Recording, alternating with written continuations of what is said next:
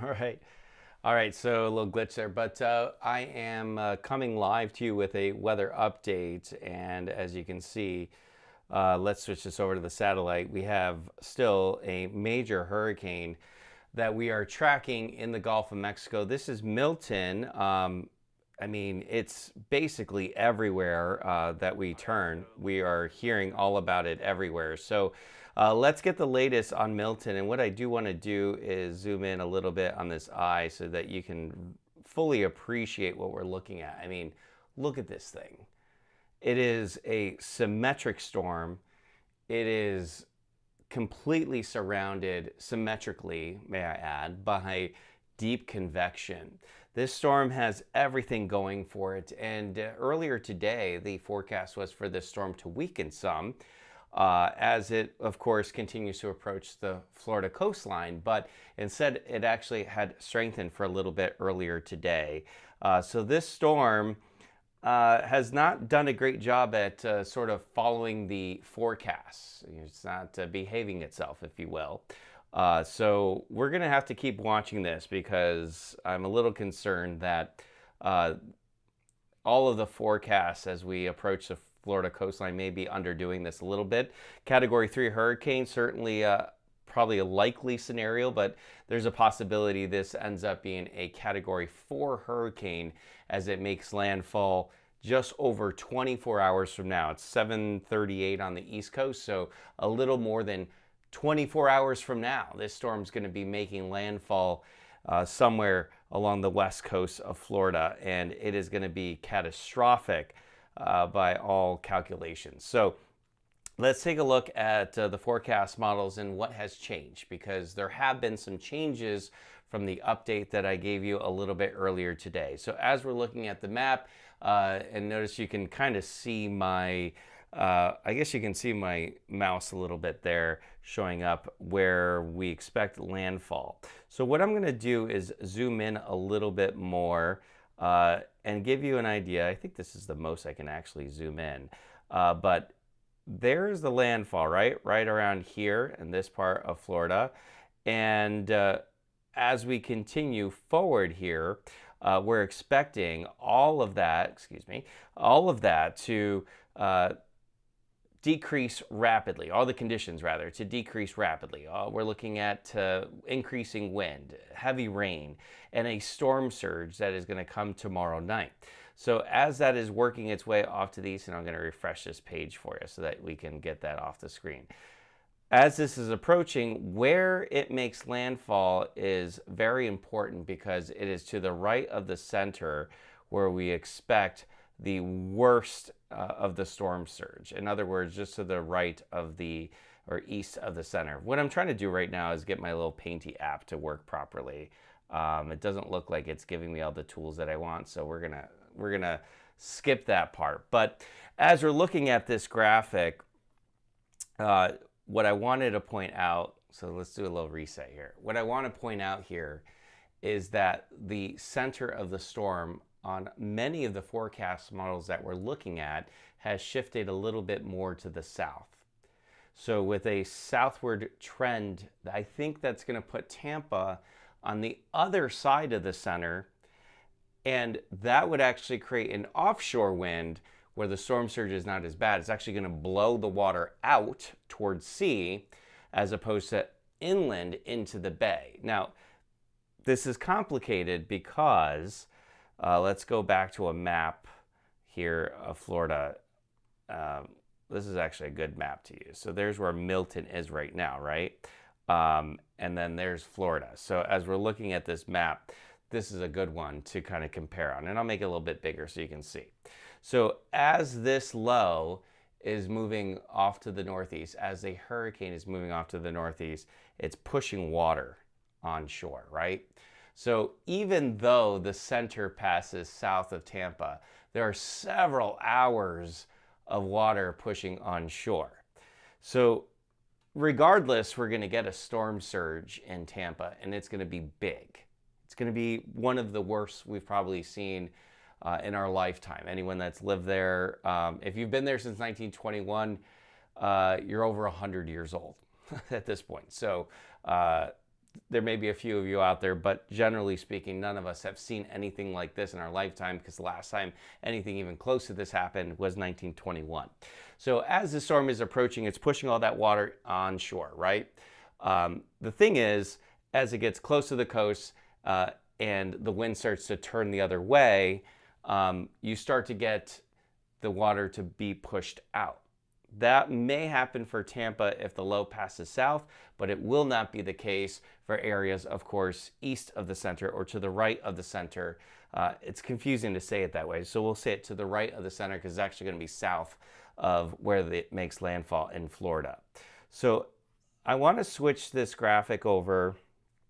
Let's go back here to the National Weather Service. I'll zoom out a little bit because they have this interactive graphic that I want to show you, and I find it to be particularly useful. So this is the forecast graphic from the National Weather Service that shows you all the warning information as well as the cone of uncertainty. So all the possible areas where this could make landfall. So you see the cone, the width of it, north and south. Those are the possible areas or shifts in the storm. And Tampa's still within that possible area or cone of uncertainty. So let's not completely rule out the possibility that the storm makes landfall near Tampa or north of Tampa. That's still at least a possibility, but it's looking more likely that the center is going to pass south. But let me shift this or turn this over to some of the more interactive features that we have, and I'll make it bigger there on the screen for you. So we're looking at 3 days, so we'll zoom in a little bit, and the most likely track. So as we're zooming in, now you get a better idea of where this is. So if you're not totally familiar, right here is Tampa Bay, right?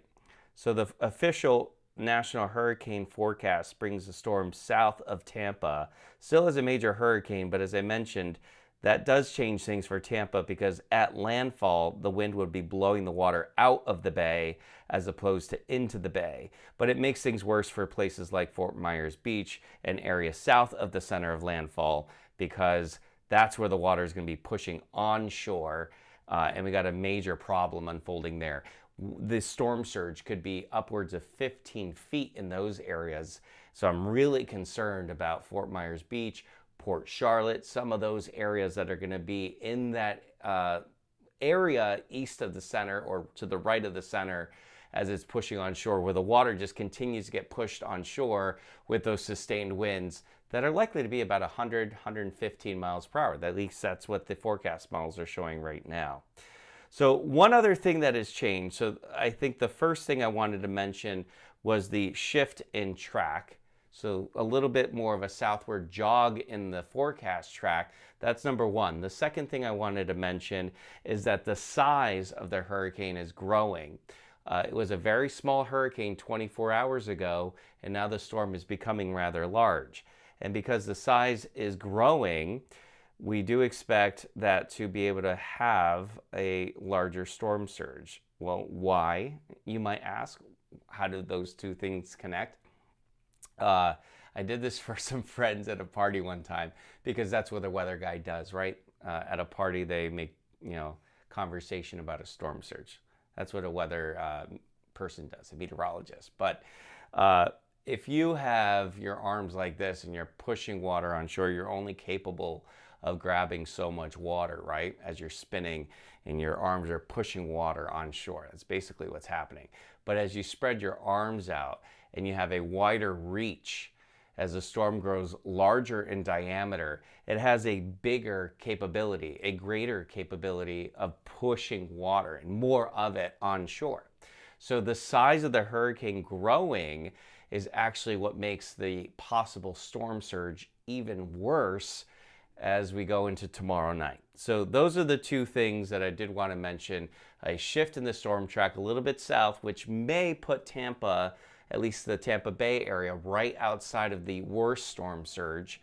It's going to be a close call, though. It's still not out of the woods yet, but it's looking a little bit more likely that the storm will be just south of you in Tampa. Still being the strongest winds. Let's not forget about that. We got major hurricane force winds that are going to cause widespread power outages. So that is still going to be an issue. and very heavy rain and flash flooding. There's still going to be a storm surge, but the worst of it is probably going to be south of Tampa, just to the right of the center, as it's making landfall, a very large hurricane, a major hurricane, and like I said so many times already, unlike anything we've ever seen before. So that is the update on the hurricane. Let me actually just pull up the latest update, because we're probably pretty close to the new update. Maybe there is one here from the National Weather Service. That looks like 5:30 was the last update. We're just minutes away from a new update, but as of the last update, which was at 5:30, the hurricane was still at 165 mile per hour sustained winds. You see that there on the graphic, 165 mile per hour sustained winds. Before I leave you, let me take a look at the forecast strength.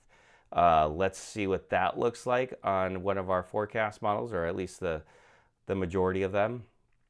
So this is the track. We don't want that. We want the tropical storm cyclone forecast wind forecast. So tomorrow night, looking at a landfall, this is the part of the graphic that we're looking at. So each one of these lines is a forecast model. On the y-axis, you see that the 80, the 100, the 120, the 140, those are wind speeds. So the landfall, you see my arrow here, the landfall is right in there. This is the time of landfall.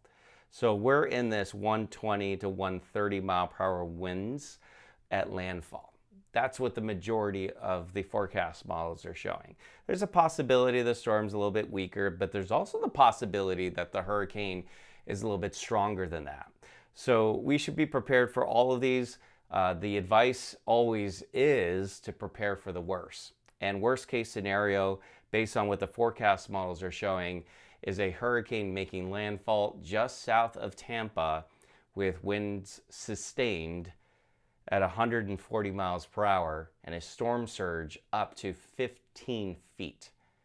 That means the water will rise 15 feet higher than it typically does, and there will be waves on top of that. So that's what those folks should be ready for in Florida. All right, that is the latest update. Of course, I always encourage everyone to check out my weather subscription if you're not signed up yet. That's what that link is there below. I also do have a weather app. That is completely free. You can check that out on the App Store or the Google Play Store. Just search Weather with Eric. It's going to come right up. Download the app. Gives you your local weather as well.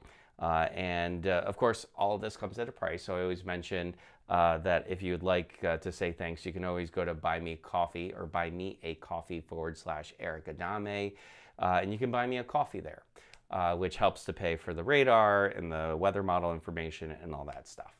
All right, that is your latest Weather with Eric update. I hope everyone has a good evening. Be safe if you live anywhere in the path of this storm. I hope you're out of the path of the storm if you live right there south of Tampa. Have a good night, everyone.